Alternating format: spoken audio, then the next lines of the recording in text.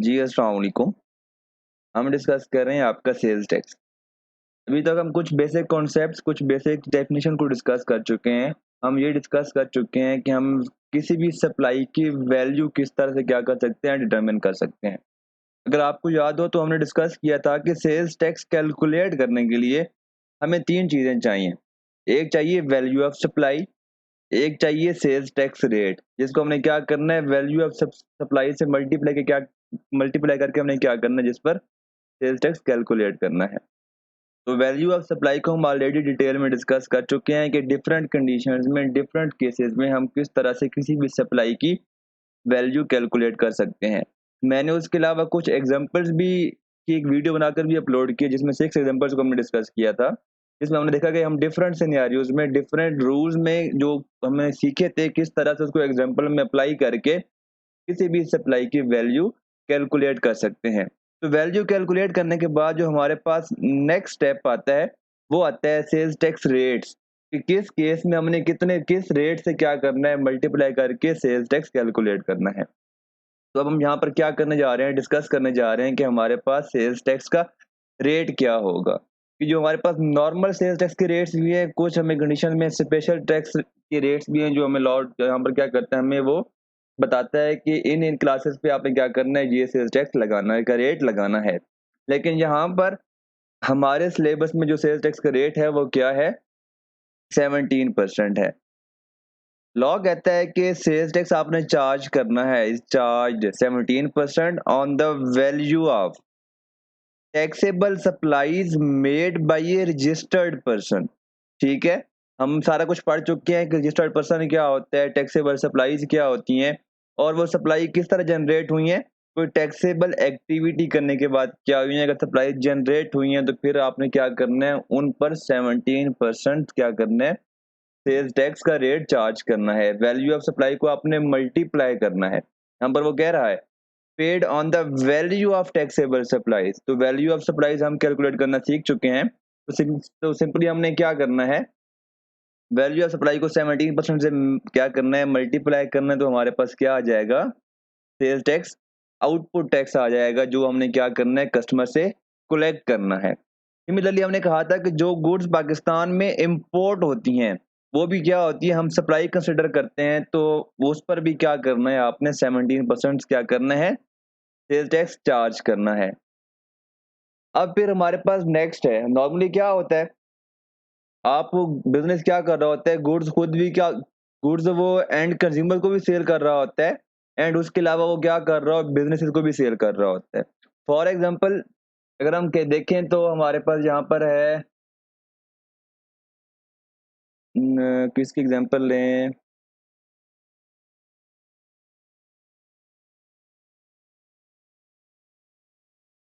नेस्पाक की ले लेते हैं। आपको पता है कि नेस्पाक जो आपकी है, एक बहुत बड़ी कंस्ट्रक्शन कंपनी है, जो आपके पाकिस्तान के मेजर प्रोजेक्ट्स होते हैं कंस्ट्रक्शन के, वो किसके पास जाते हैं, मेजोरिटी कौन ले रहा होता है, आपका वो नेस्पाक ले रहा होता है। ये बहुत बड़ी कंस्ट्रक्शन की कंपनी है। तो अब उसके अलावा आपके पास दूसरी क्या चीज है, मेपल लीफ सीमेंट। ठीक है, तो लॉ कह रहा है कि अब देखिए मेपल लीफ भी क्या एक बिजनेस है, वो क्या कर रहा है, टैक्सेबल सप्लाईज कर रहा है। एंड जो नेस्पाक है वो भी क्या कर रहा है, कंस्ट्रक्शन कर रहा है, उसका एक बिजनेस है, वो भी क्या कर रहा है, कंस्ट्रक्शन करके आगे क्या कर रहा है, वो प्रोजेक्ट सर्विसेज हैं जिस पे वो क्या करता है, टैक्सेबल सप्लाईज कर रहा है।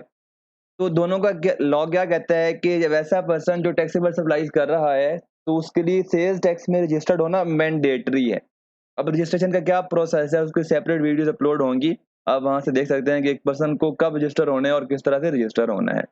तो लॉ कहता है कि अगर आप किसी अनरजिस्टर्ड पर्सन को, where the taxable supplies has been made to person who has not obtained registration number. For example नेस्पा क्या करता है, मेपल लीफ से क्या करता है, परचेज करता है सीमेंट। तो जो नॉर्मल टैक्स रेट है वो क्या है, 17% है। तो मेपल लीफ अगर सेल कर रहा है सीमेंट नेस्पा को, तो क्या करेगा, उस पर 17% क्या करेगा, सेल्स टैक्स चार्ज करेगा। तो लेकिन लॉ कहता है कि अगर नेस्पाक रजिस्टर्ड पर्सन नहीं है, क्योंकि नेस्पाक का रजिस्टर्ड होना क्या है, कंपलसरी है। अगर नेस्पाक रजिस्टर्ड पर्सन नहीं है, तो लॉ कहता है bear shall be charge a further tax at the rate of 3%। तो फिर मैपल लीफ क्या करेगा, नेस्पाक को 17% टैक्स चार्ज करेगा ही करेगा, लेकिन साथ में क्या करेगा, 3% एक्स्ट्रा टैक्स भी चार्ज करेगा। ये किस तरह से कैलकुलेट करना है, जब हम न्यूमेरिकल सॉल्व करेंगे तो वहां पर हम देख लेंगे। फिलहाल जस्ट आपने क्या करना है, इस बात को अंडरस्टैंड करना है कि अगर एक पर्सन, रजिस्टर्ड पर्सन सप्लाईज कर रहा है रजिस्टर्ड पर्सन को, उस पर हमने क्या करना है, 17% क्या करना है, सेल्स टैक्स रेट चार्ज करना है। अगर रजिस्टर्ड पर्सन सप्लाईज कर रहा है अनरजिस्टर्ड पर्सन को, उस केस में हमने क्या करना है, 17% तो चार्ज करना ही करना है। फर्दर टैक्स 3% या एडिशनल टैक्स भी क्या करना है, हम उन्हें उस केस में हम क्या करेंगे, चार्ज करेंगे।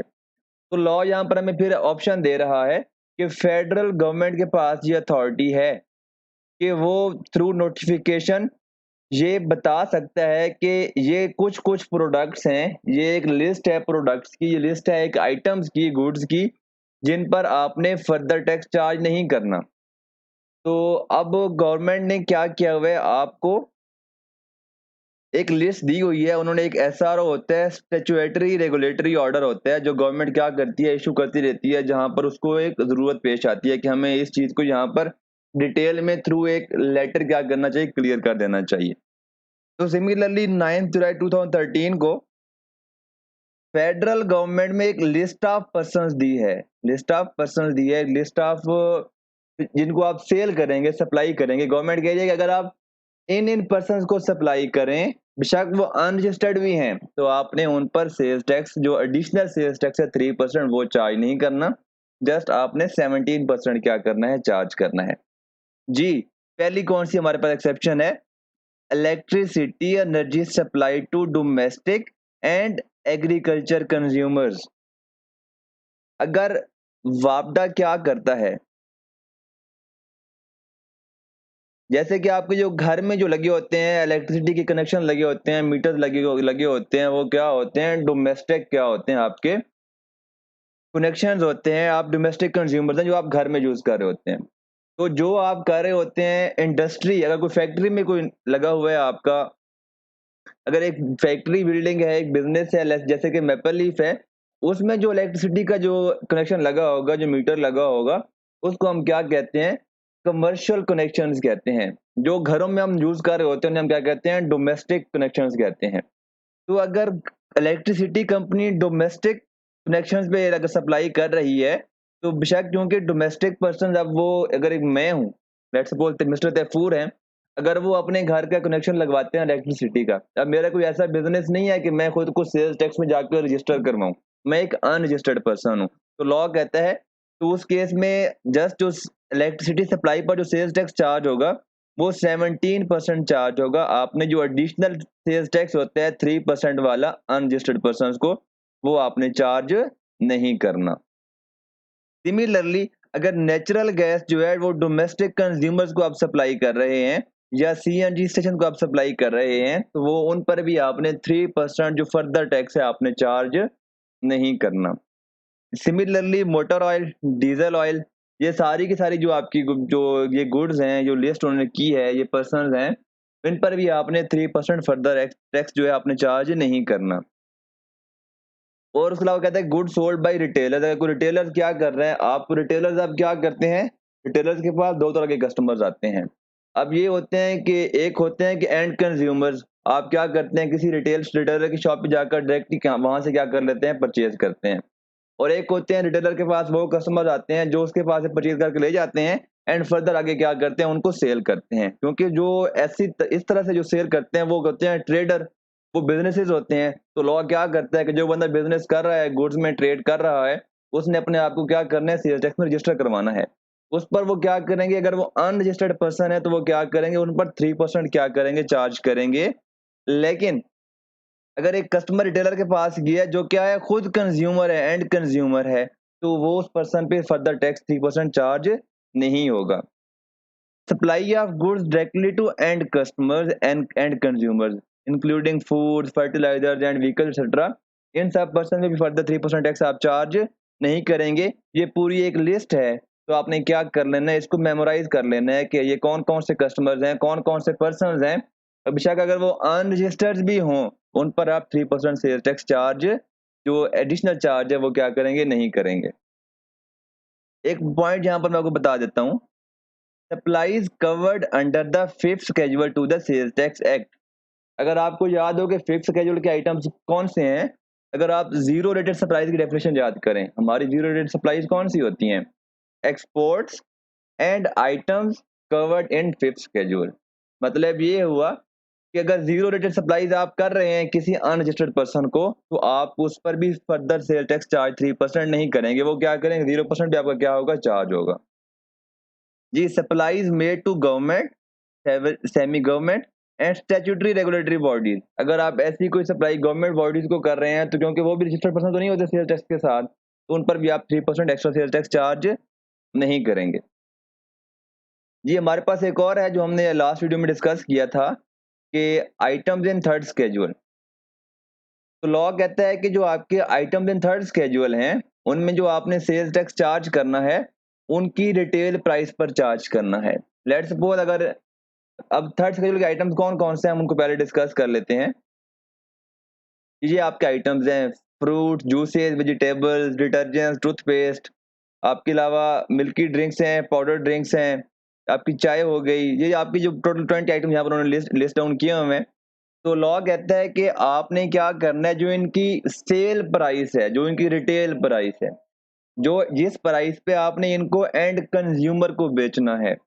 एंड कंज्यूमर मतलब मैं अगर शॉप पे जाके शैम्पू परचेज कर रहा हूँ, तो मैं कितने का वो मुझे बेचेगा, एंड लास्ट जो मैं मुझे कितने का वो मिलेगा। तो लॉ कहता है कि आपने क्या करना है, जो आपकी रिटेल प्राइस होगी, उस पर आपने क्या करना है, मल्टीप्लाई करना है 17% से। ठीक है। अब इसका कहने का क्या मतलब है, क्योंकि नॉर्मली क्या होता है, मैन्युफैक्चरर ने एक चीज बनाई, एक शैम्पू बनाया 50 रुपए का, ठीक है। अब उसने सेल करना है एक पार्टी बी को, ए लिमिटेड को। ए लिमिटेड ने परचेज कर लिया, वही क्या कर लिया, 70 का। ठीक है, मतलब 50 प्रोडक्शन कॉस्ट थी, जो कि इसने क्या कर दिया, सी बी ए को सेल कर दिया 70 रुपए का। तो लॉ वैसे क्या रिक्वायर करता है कि जो अब यहाँ पर इस केस में जो मैन्युफैक्चरर है अली, वो क्या कर रहा है, 50 रुपए की चीज बनाकर 70 की क्या बेच रहा है, ए लिमिटेड को बेच रहा है। अगर ये थर्ड स्केड्यूल का आइटम ना होता, नॉर्मल केस की बात करें, तो लॉ क्या कहता है, जो आपकी वैल्यू ऑफ सप्लाई आप क्या करेंगे, उस पर 17% टैक्स चार्ज करेंगे। यहाँ पर आपकी वैल्यू ऑफ सप्लाई क्या है अली के लिए, 70 मल्टीप्लाई बाय 0.17। ये आप एडिशनल क्या करेंगे, 11.9 सेल्स टैक्स चार्ज करके इसको एग्जैक्टली जो बेचेंगे, वो इसकी क्या वैल्यू होगी, 11.9। ठीक है। तो ए लिमिटेड क्या करेगा, हो सकता है ये होलसेलर, डिस्ट्रीब्यूटर है या रिटेलर है, क्या करता है, इसे आगे बेचता है बी लिमिटेड को। बी लिमिटेड को ये बेचता है लेट्स सपोज 95 की। तो यहाँ पर लॉ कहता है कि अब देखें ए लिमिटेड कितने की बेच रहा है, 95 की बेच रहा है। तो यहाँ पर उसने क्या करना है, 95 का 17% लेना है। तो 16 पर क्या है उसका, यहाँ पर सेल्स टैक्स है जो ए लिमिटेड ने चार्ज करना है बी लिमिटेड को। तो बी लिमिटेड को एक्चुअली में कितने का वो परचेज करेगा, 16.15। तो जो एक्चुअली में जो पेमेंट करनी पड़ेगी बी लिमिटेड को, वो कितनी होगी, 111.15। अगर ये एंड कंज्यूमर को बेचता है, एंड कंज्यूमर, अगर ये एंड कंज्यूमर को बेचता है, लेट सपोज, क्योंकि इसने खुद कितने का परचेज किया था, 95 का। अगर हम कहते हैं कि एंड कंज्यूमर को बेचता है 125 रुपीज का, लॉ कहता है कि आपने क्या करना है, जब आप सेल करेंगे तो आप क्या करेंगे, उस पर क्या करेंगे, 0.17% आप क्या करेंगे, सेल टैक्स चार्ज करेंगे।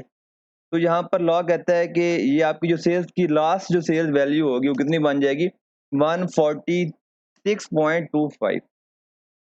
तो थर्ड स्केड्यूल के आइटम से लॉ कहता है कि जो आपने एंड कंज्यूमर को जिस प्राइस पे आपने क्या करनी है, गुड सेल करनी है थर्ड स्केड्यूल्स की, आपने उन पर क्या करना है, सेल्स टैक्स क्या करना है, मैन्युफैक्चरर अली ने जो उसी डेट पर क्या करना है, थर्ड स्केड्यूल के आइटम पर क्या करना है, 125 को मल्टीप्लाई कर देना है 0.17 के साथ। और वो पहली ही डेट पे क्या कर देगा, उस पर 17% चार्ज कर देगा। अब इसका फायदा क्या है? अब अगर आप देखें तो जो टोटल सेल्स टैक्स चार्ज, ये हम चलो बाद में डिस्कस कर लेंगे, यहाँ पर डिस्कस नहीं करते। तो अगर हम देखेंगे थर्ड स्केड्यूल के जो आइटम है, लॉ कहता है कि जो उनकी रिटेल प्राइस है, जिस प्राइस पे उन्होंने आपने भेजना है एंड कंज्यूमर्स को, वो क्या होगी, आपकी वैल्यू ऑफ सप्लाई होगी। एंड उसी पर आप क्या करेंगे, 17% चार्ज करेंगे। अगर मैं आपको दिखाऊं, हमने लास्ट लेक्चर में एग्जांपल में डिस्कस भी किया था, हमारी एक एग्जांपल थी, एग्जांपल नंबर 4, ये एग्जांपल नंबर 3। अगर आप ये देखें कि उसामा ने क्या किए हैं, 200 केजी का मटेरियल सप्लाई किया है, जो कहाँ पर फॉल कर रहा है, अंडर थर्ड स्केड्यूल फॉल कर रहा है, at a whole price of 500 per KG. और जो उसकी रिटेल प्राइस वो क्या है, 900 पर केजी। तो लॉ क्या कहता है कि जो वैल्यू ऑफ जो आइटम्स ऑफ थर्ड स्केड्यूल हैं, उन पर जो आपकी जो प्राइस होगी, आपकी जो वैल्यू ऑफ सप्लाई होगी, वो क्या होगी, रिटेल प्राइस होगी। आपने क्या करना है, रिटेल प्राइस पर सेल्स टैक्स चार्ज करना है। यहाँ पर मैंने कैलकुलेट किया हुआ है, 200 मल्टीप्लाई बाय 900। 200 अब आपके क्या है, केजीज हैं, और रिटेल प्राइस उसकी क्या है, आपकी रिटेल प्राइस कितनी है, 900 पर केजी। तो आपकी टोटल कितनी बन गई, 180,000। उसको हमने मल्टीप्लाई कर दी 17% के साथ, ये आपकी बन गई 30,600 रुपए। यहाँ पर जो सामान जो पैसे कलेक्ट करेगा मुनव्वर लिमिटेड से, वो करेगा जो एक्चुअल सप्लाई की वैल्यू है, प्लस 30,600 रुपए जो उसने क्या करना है, सेल्स टैक्स लेना है। तो जो टोटल जो एक्चुअल जो यहाँ पर वैल्यू ऑफ सप्लाई होगी इंक्लूडिंग ऑफ सेल्स टैक्स, वो होगी 2,10,600 रुपए। आई थिंक अब आपको थर्ड स्केड्यूल वाली बात क्या हो गई होगी, क्लियर हो गई होगी। चलो अब नेक्स्ट जाते हैं, कि स्पेशल रेट ऑफ टैक्स। यहाँ पर हमें कह रहा है कि गवर्नमेंट के पास अथॉरिटी है कि वो क्या कर सकता है, कि किसी भी क्लास की गुड्स के लिए वो कह सकता है कि जी सीएनजी स्टेशन पर हमारा सेल्स टैक्स 17% नहीं बल्कि 19% होगा। गवर्नमेंट कर सकती है। वो कह वो जहां बता रहे हैं कि गवर्नमेंट के पास पावर्स हैं कि वो किसी भी स्पेसिफिक क्लास के लिए हाई रेट भी डिफाइन कर सकती है या लोअर रेट भी डिफाइन कर सकती है। जैसे वो कहती है कि जो आप इंपोर्ट करते हैं, अगर आप मेडिकल इक्विपमेंट आप क्या करते हैं, इंपोर्ट करते हैं, उस पर आपका 17% टैक्स नहीं होगा बल्कि 5% टैक्स होगा। यहाँ पर क्या है, ये मैं एग्जांपल दे रहा हूँ, यहाँ पर यही कह रहा है कि स्पेशल रेट जो टैक्स है गवर्नमेंट डिफाइन कर सकती है। जी एक्स्ट्रा टैक्स, यहाँ पर भी सेम है कि गवर्नमेंट के पास आपकी अथॉरिटी है कि वो किसी क्लास की गुड्स पे, किसी भी क्लास के आइटम्स पे क्या कर सकता है, एक्स्ट्रा टैक्स भी चार्ज कर सकता है, जो क्या होगा 17% से टैक्स के साथ साथ एडिशनल टैक्स होगा। फिर कहता है कि कैपेसिटी ऑफ टैक्स, यहाँ पर ये कह रहा है कि जो 10 स्केड्यूल के आइटम्स हैं उनको लेकर फेडरल गवर्नमेंट क्या कर सकती है, वो मैनर डिफाइन कर सकती है कि क्या हमने उन आइटम्स की, उन बिजनेसेस की प्रोडक्शन कैपेसिटी पर भी हम क्या कर सकते हैं, टैक्स चार्ज कर सकते हैं। एंड फिक्स बेसिस पे भी क्या कर सकते हैं, सेल टैक्स चार्ज कर सकते हैं। लेट्स सपोज फिक्स बेसिस पे किस तरह से होगा, अभी हम क्या कैलकुलेट कर रहे हैं, जितनी सेल्स होंगी उसको हम क्या करेंगे, मल्टीप्लाई कर देंगे 17% के साथ। ये जनरल रूल की बात कर रहा हूँ, ये वेरी भी कर सकते हैं। जितनी सेल्स होंगी उनको हम मल्टीप्लाई कर देंगे रेट के साथ, तुम्हारे पास क्या आ जाएगा, सेल्स टैक्स आ जाएगा। फिक्स किस तरह से होगा, लॉ कहेगा कि जनाब हमें नहीं पता, फिक्स लिखे थोड़ा गलत हो गया, लॉ कहेगा हमें नहीं पता कि आपकी कितनी सेल्स हैं कितनी सेल्स नहीं है। आपने क्या करना है, आपने क्या करना है, हर साल लेट सपोज 1 अरब रुपए सेल्स टैक्स की मद में क्या करना है, जमा करवाना है। ये क्या है, फिक्स्ड है। दूसरा आपका क्या होता है, कैपेसिटी ऑफ प्रोडक्शन। अगर आपको याद हो, आपने जो अकाउंटिंग पढ़ी होगी उसमें आपके क्या होता है, आपके पास डेप्रिसिएशन के बहुत सारे मेथड होते हैं, जिसमें आपके क्या होता है, आउटपुट मेथड भी होता है कि जो आपकी कैपेसिटी होती है। फॉर एग्जांपल आपने एक प्लांट इंस्टॉल किया हुआ है, तो आपका प्लांट है जिसकी टोटल जो प्रोडक्शन वो कर सकता है वो 1 लाख यूनिट पर ईयर कर सकता है। ये कैपेसिटी है उसकी, जितनी वो मैक्सिमम प्रोडक्शन एक प्लांट एक साल में कर सकता है।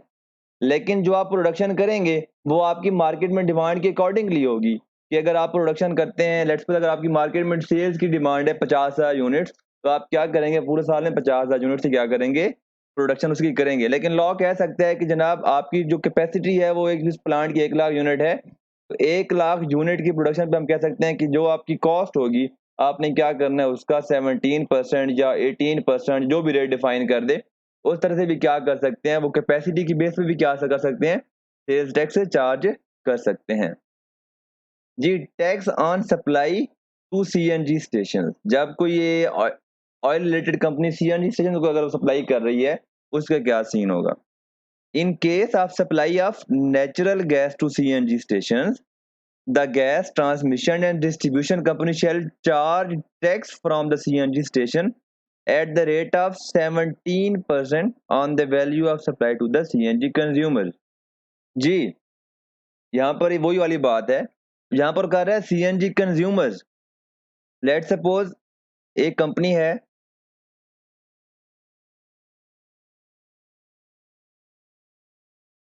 DHA CNG प्राइवेट लिमिटेड, वो क्या करती है, सीएनजी पंप्स को क्या करती है, सीएनजी सप्लाई करती है।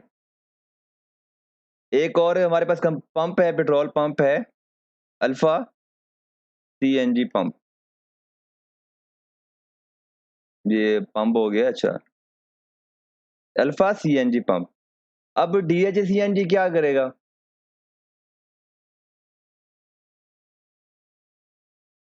सप्लाई करता है इसको, आई थिंक सीएनजी केजीज में होती है, हाँ केजीज में होती है, 85 रुपीज पर केजी क्या करता है, सप्लाई करता है। जो अल्फा क्या करता है, जो कंज्यूमर को सेल करता है, वो करता है 89 पर केजी। क्योंकि जाहिर सी बात है, अगर डीएचए सीएनजी क्या कर रहा है, सप्लाई कर रहा है गुड्स, अगर सप्लाई कर रहा है अल्फा सीएनजी को, तो अल्फा सीएनजी के प्रॉफिट का मार्केट क्या रखेगा, वो मार्कअप भी रखेगा। अब यहाँ पर जो अल्फा सीएनजी क्या करेगा, कंज्यूमर्स को कौन C supply charge price charge करेगा, 89। यहाँ पर लॉ यही कह रहा है कि जो सीएनजी प्रोवाइडिंग कंपनी है, जो कंपनी सप्लाई कर रही है सीएनजी स्टेशंस को, यहाँ पर कौन हमारी एग्जांपल में कर रहा है, जो डीएचए सीएनजी है, वो क्या कर रहा है, अल्फा सीएनजी को सप्लाई कर रहा है। तो डीएचए सीएनजी ने क्या करना है, DHA CNG shall charge sales tax from the CNG station at the rate of 17% on the value of supply to the CNG consumers। यहाँ पर value of supply to the CNG consumers कितनी है, 85 या 89, जी 89। तो इस केस में DHA CNG के लिए value of supply to charge sales tax shall be 89। ठीक है, जिस जिस पे क्या करना है, डीएचए सीएनजी ने क्या करना है, सेल्स टैक्स चार्ज करना है, वो क्या वैल्यू होगी, 89 होगी। आई थिंक आपको ये बात क्या होगी क्लियर होगी। Value for the purpose of levy of sales tax shall include price of natural gas, charges, rents, commission and all local. ये तो सिंपल सी बात है, किसी भी आइटम की कॉस्ट में जो उस कॉस्ट को, जो उस आइटम को सेल कर अपनी प्रेजेंट कंडीशन में लाने के लिए लगती हैं, वो आपकी क्या होती है, कॉस्ट होती है। ये आपकी क्या IS2 वाली बात हो गई, ठीक है ना। अब यहाँ पर कह रहे हैं कि special powers to federal government. अब फेडरल गवर्नमेंट के पास कुछ स्पेशल पावर्स भी हैं। द फेडरल गवर्नमेंट और द बोर्ड इज अथोराइज्ड, वो मतलब किसी भी थ्रू नोटिफिकेशन के थ्रू किसी भी क्लास पर एक्स्ट्रा टैक्स लगा भी सकते हैं, या वो कुछ भी चेंजेस कर सकते हैं। यहाँ पर फेडरल गवर्नमेंट की पावर्स को डिफाइन किया गया है। जी, अब हम देखते हैं कि सेल्स टैक्स पे किसने करना है। चलो, सेल्स टैक्स कैलकुलेट करना हमने सीख लिया। हमने क्या किया, सेल्स टैक्स यहाँ से कैलकुलेट कर लिया। फॉर एग्जांपल, हमने यहाँ से हमने देखा था लेक्चर 2 के अंदर, यहाँ से हम क्या करेंगे, सेल्स टैक्स हमने सप्लाई कल पढ़ी, अंडरस्टैंड की, वैल्यू ऑफ सप्लाई हमने कर ली, सेल्स टैक्स रेट हमने चार्ज कर लिया, अमाउंट कर ली। सेल्स टैक्स पे किसने करना है, तो लॉ कह रहा है द लायबिलिटी टू पे the tax shall be in the case of supply of goods in Pakistan.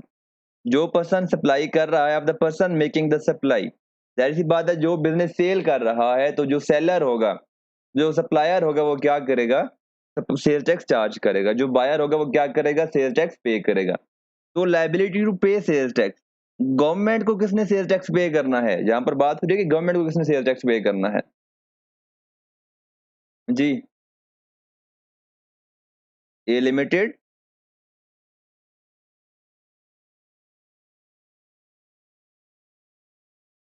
ने सेल्स की बी लिमिटेड को।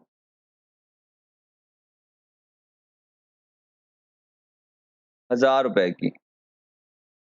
लॉ कहते हैं ये वैल्यू ऑफ सप्लाई है, मल्टीप्लाई बाय क्या करेंगे, 17%। ठीक है, 1000 रुपये शेयर प्राइस थी, टोटल वैल्यू कितनी हो जाएगी 1000 रुपये का 1170, ये हाँ 1170, टोटल वैल्यू क्या होगी 1170 रुपये। तो बी क्या करेगा, कितने पैसे पे करेगा, इसको कितने पैसे पे करेगा 1170 रुपये। यहाँ पर अगर हम देखें तो जो वैल्यू सप्लाई थी 1000 रुपये थी, 70% ने क्या कर दिया, सेल्स टैक्स चार्ज कर दिया। तो इस 1170 रुपये में हमारे पास जो सेल्स टैक्स की वैल्यू है वो कितनी है, वो है 170 रुपये। तो जो पर्सन सप्लाई कर रहा है, जो पर्सन सप्लाई यहाँ पर कौन कर रहा है, यहाँ पर सप्लाई कर रहा है ए लिमिटेड। तो ए लिमिटेड ने क्या करना है, सेल्स टैक्स, अब लाइबिलिटी किसकी है, तो उसने क्या करना है, गवर्नमेंट के बिहाफ पर सेल्स टैक्स चार्ज करना है। जो सेल्स टैक्स जो कलेक्ट करेगा वो सारे का सारा क्या करेगा, in case the liability to pay the tax shall be in case of supply of goods in Pakistan, the person making the supply A limited क्या करेगा, सेल्स टैक्स सबमिट करवाएगा, पे करेगा गवर्नमेंट को। in case of goods imported into Pakistan, the person importing the goods, अगर अब यहाँ पर ए लिमिटेड क्या करता है, इंपोर्ट करता है, तो अगर इंपोर्ट पर जो सेल्स टैक्स पे होना है वो कौन पे करेगा, ए लिमिटेड पे करेगा। हालांकि यहाँ पर ए लिमिटेड खुद बायर है, हमने अभी ऊपर क्या पढ़ा था कि सप्लायर क्या करेगा, सेल्स टैक्स पे करेगा, लेकिन यहाँ पर इंपोर्ट के केस में जो पर्सन इंपोर्ट्स कर रहा है वो क्या करेगा, सेल्स टैक्स पे करेगा। ये आसान सी बात है जो हमने यहाँ पर डिस्कस की है। Next point, collection of excess sales tax. ठीक है जी, अब ये क्या चीज है, तो लॉ कहता है, फिर ए लिमिटेड लेते हैं एंड बी लिमिटेड लेते हैं।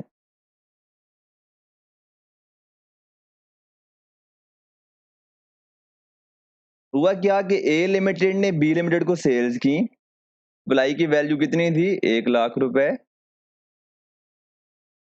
एंड सेल्स टैक्स था 17%। तो सेल्स टैक्स कितना बनेगा इसके ऊपर, 17,000 रुपए। टोटल वैल्यू कितनी बन जाएगी आपके पास यहाँ पर 1,17,000 रुपए, 1,17,000 लेकिन ए लिमिटेड से गलती हो जाती है, वो यहाँ पर क्या कर लेता है, गलती से कर देता है इसको 70,000 रुपए, गलती हो गई, ठीक है ना। तो टोटल कितनी वैल्यू रिसीव करेगा यहाँ पर ए, वो यहाँ पर अमाउंट रिसीव करेगा 1,70,000 रुपए। 1,00,000 क्या है, ओरिजिनल वैल्यू है, और जो 70,000 क्या है, सेल्स टैक्स। और बी लिमिटेड भी क्या करता है, वो सेल्स टैक्स जो एक्स्ट्रा टैक्स है क्या कर देता है, ए लिमिटेड को पे कर देता है। तो यहाँ पर गवर्नमेंट करती है, क्या कहती है, अगर किसी पर्सन ने has collected or collects any tax or charge whether under misapprehension, मतलब गलती से क्या कर दिया, कुछ लॉ को कुछ भी गलती हो गई है सप्लायर से, और उसने एक्स्ट्रा टैक्स क्या कर लिया, कलेक्ट कर लिया है, वो क्या करवाएगा, और उसमें से अगर उसने वो क्या करवाएगा, टैक्स सारे का सारा गवर्नमेंट को सबमिट करवाएगा। और अगर एंड कंज्यूमर ने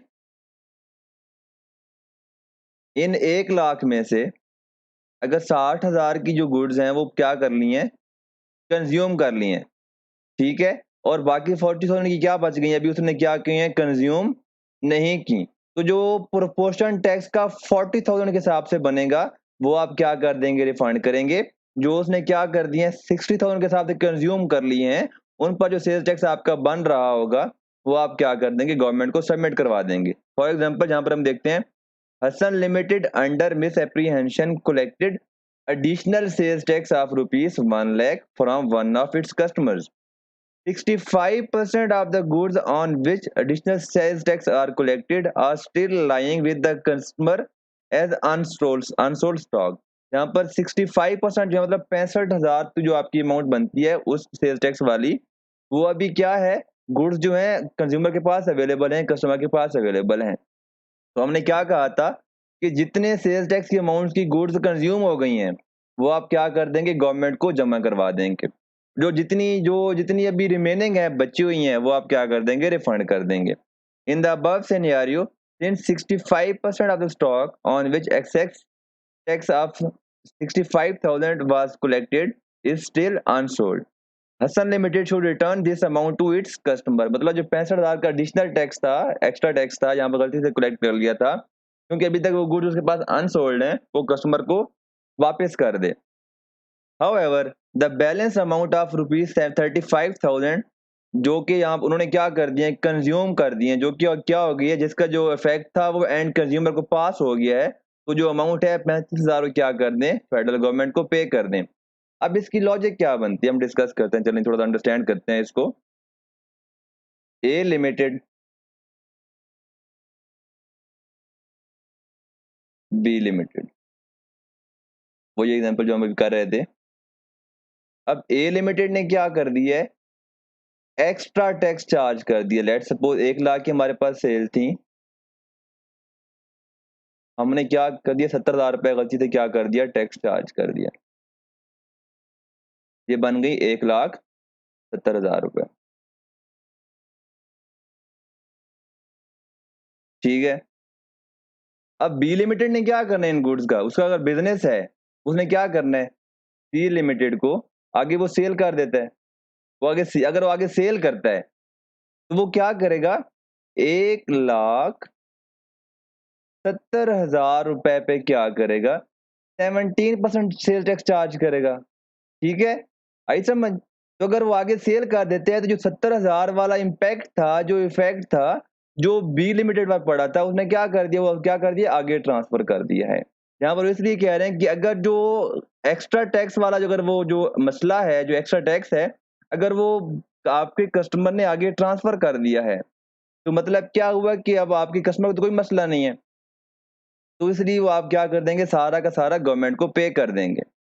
अगर आपके कस्टमर ने इसमें से जस्ट 50% क्या किया, आगे ट्रांसफर कर दिया है, एंड 50% अभी तक उसके पास पड़ा हुआ है, तो आप क्या कर देंगे, जो 50% का जो इफेक्ट था आपके एक्स्ट्रा टैक्स का, वो अब क्या हो गया है, एंड कंज्यूमर को ट्रांसफर हो गया है, तो वो 50% आप क्या कर देंगे, गवर्नमेंट को सबमिट करवा देंगे। और जो रिमेनिंग 50% है वो आप क्या कर देंगे, उसको रिफंड कर देंगे, मतलब 35,000, उसे आप कहेंगे ये गलती से चार्ज हो गया था, तो फिर वो भी क्या करेगा, वो भी आपकी अपनी जो वैल्यू ऑफ सप्लाई है, जो उसने गलत टैक्स से चार्ज कर रहा था, तो उसको क्या कर देगा, कम कर देगा। तो एंड कंज्यूमर पे इसका इम्पैक्ट फिर क्या होगा, नहीं जाएगा। इसके पीछे क्या थी, ये आपकी ये लॉजिक थी। तो आपका नेक्स्ट स्टेप, नेक्स्ट कॉन्सेप्ट वो कहता है joint and several liability of registered person in supply chain where tax is unpaid. जी, दो पर्सन हैं, पहले समझ लेते हैं, बाद में डिस्कस करेंगे। ए लिमिटेड